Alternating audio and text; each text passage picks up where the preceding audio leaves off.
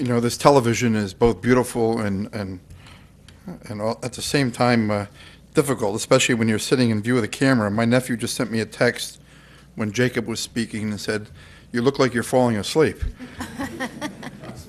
And so I stopped rubbing my eyes, but I have an allergy problem, so I just want to let people know that.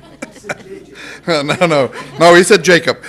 No, but on a good note, I don't know if, well, I'm sure you all saw the local newspaper with the celebration in these chambers of the wedding of former Mayor Gertrude Mokotov, 98, approaching 99 this year, and also Alvin Mann, who was 94 and the oldest graduate of Mount St. Mary's College and a very successful businessman.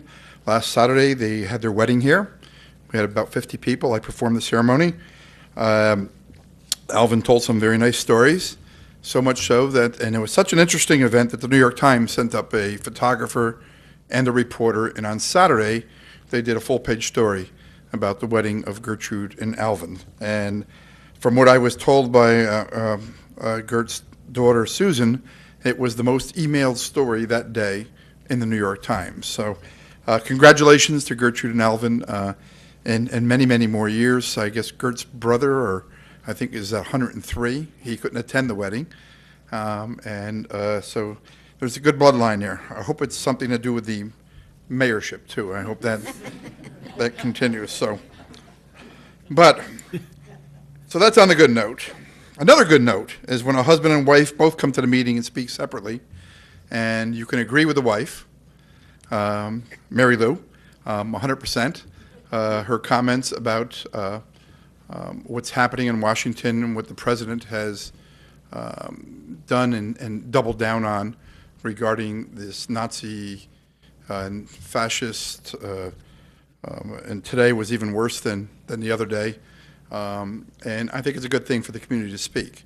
And so I would hope that I'm going to try to attend. I hope to attend next Monday to show my support for that in a peaceful way. But Mary Lou has been at this for a few days now, and we did meet today, and she did make her permit request, and hopefully it'll be well attended and it'll be a peaceful march, similar to what we had a vigil back a few months in Festival Square, very peaceful, and I think it'll show people that our community stands up for the right things. On the other hand, it's always better to agree with the wife and disagree with the husband. Let me get to my friend Bob, the San Francisco Giant fan. Bob, I think, is confusing the Millennial Pipeline with the CPV project. The Millennial Pipeline is what the public hearing was on at the Paramount Theater. Had nothing to do with CPV. Some people are trying to conflate the two and make it like it's one, but the CPV project is already approved. It's already built. It's about $1 billion project. It's not going anywhere. And we participated as a city, and the city council and myself, in providing that project with gray water, which is treated sewage. And I've said it before at some of these meetings, that when you flush your toilet at home, we're going to treat that water and we're going to send it to CPV for cooling of their of the equipment within the plant or the power plant, and then it'll be sent back to the sewage treatment plant.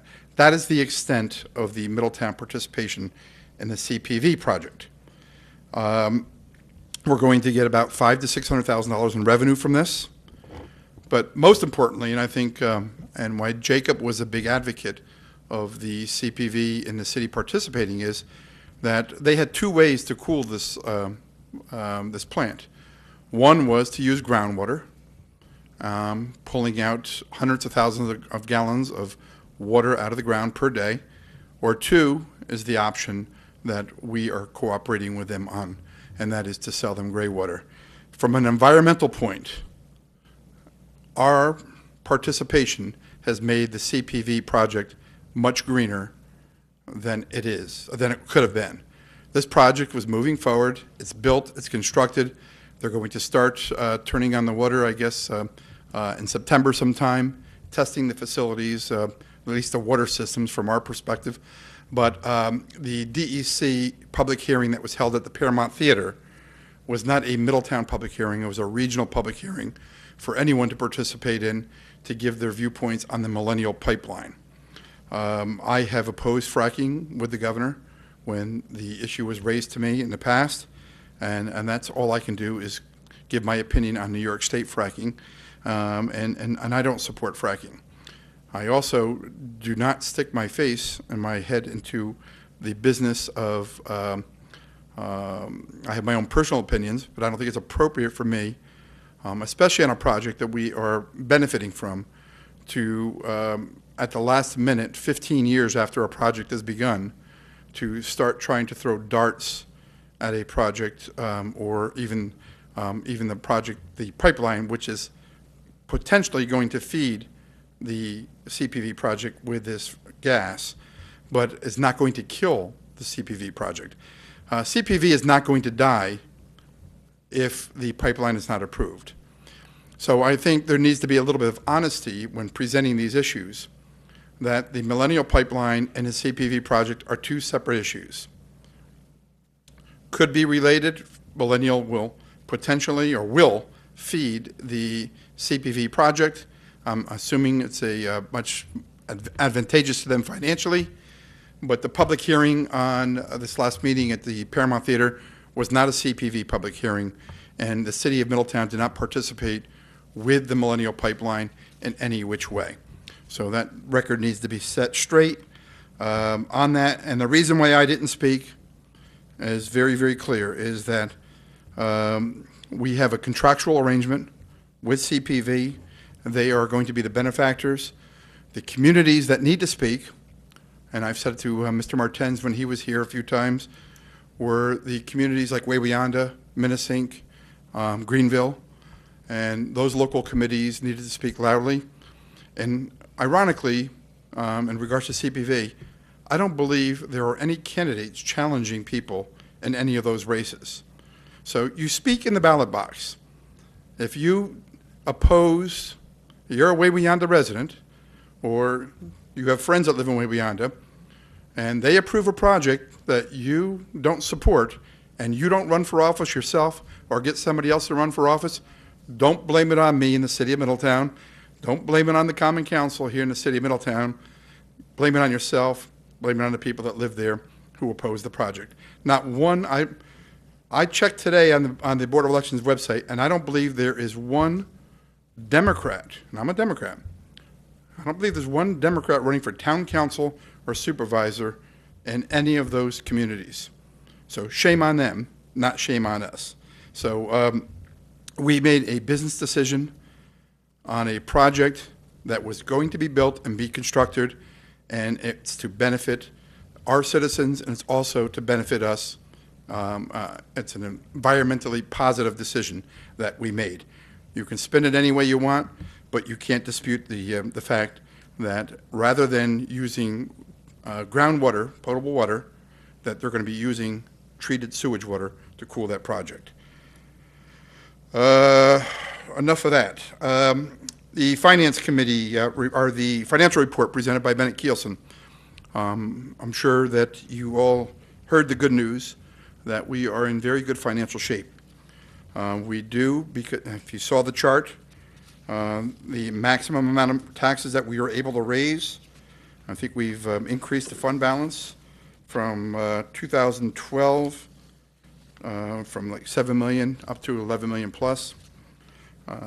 Property taxes since 14 went 1.66%, and 15 1.56%, and 16 0.73%, and then 17 0.68%.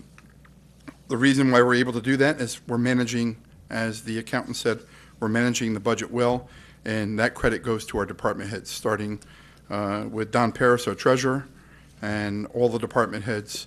And you saw the variances in the report of which department heads are coming within budget.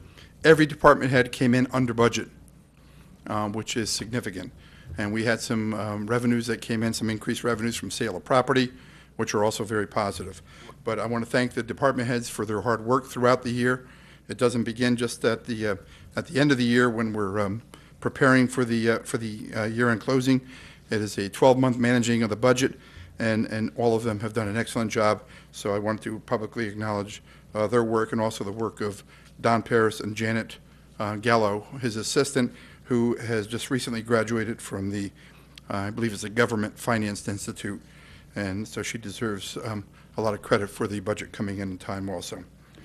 The Crime Night, Kate, you did a great job. Great turnout. And all those people that are afraid of the police, I guess they just wanted to come and hang out with the police that night. And the pop-up barbecues, as Chief Awanchu said, have been a huge success. I attended one with Alderman Massey at Sprout Street, and I attended one at Summit Field last week. They're well attended, very appreciative, and the parents really enjoy watching their kids interact with police in a non-adversarial way. So they get to know each other, and also the firemen, and it's really it was a good idea. And I'm sure it's we're duplicating what other communities have done, but that's what we do in government. We look at what works in other communities, and we're very proud to continue working.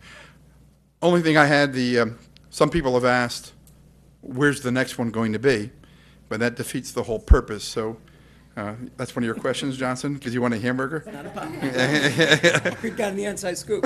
We don't tell people that's thus the name pop-up barbecues, because they're not citywide events.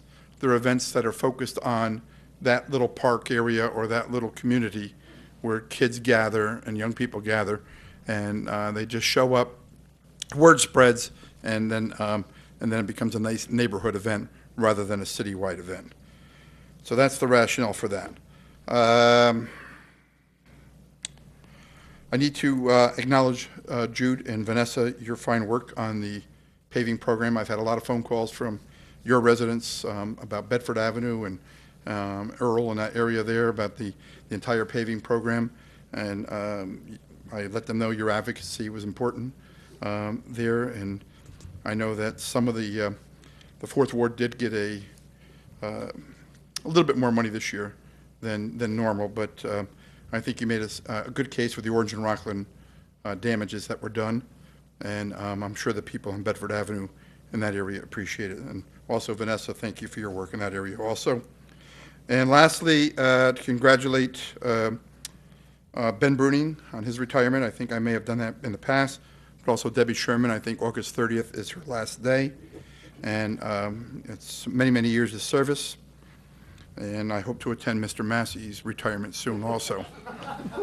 But you haven't announced it yet. So, I'm sorry, I didn't mean to preempt you.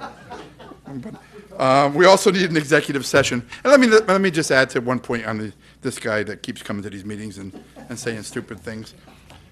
A lot of people, including my wife, ask me, why don't you respond to this guy? And I think when people just look at him or listen to him, you know, he's nuts. There's something wrong with the guy. And, you know, I don't think he's really, really nuts. I mean, just his political views, his comments or his contradictions, I think people see through him. So I'm not going to make it for those who send me a text during the meeting, like, say something back to this guy. It's not worth it. We're way beyond that kind of discussion, and there's something wrong with him that he needs some kind of attention. But for the most part, I think people are happy with, and I want to thank Vanessa for sticking up for the city. When you want to run for office and you call the community you want to run in a swamp and other derogatory comments, I think it's in very poor taste. So maybe I will, when comments like that are made, I promise you in the future I will stand up and speak. I know the chief and others, Maria, spoke very clearly about their concerns with what his comments were. But for the most part, those things are decided in the ballot box. And November, there's an election, as the council president said, and he chose not to carry petitions to get on the ballot. And again, another example of what I was talking about with Way Beyond Greenville and Minnesink. So those discussions belong out in the campaign trail, not in the common council chambers where we're trying to conduct city business. So thank you very much. Any comments? Appreciate the opportunity to respond. Questions for the mayor? So they said finance director. Is that Mr. Massey or is that? No, Mr. Massey is not the finance director. Well, I knew that. And I assure you, it had nothing to do with the And that was surplus a and the slip on his expenditures. part. But thank you. You're welcome.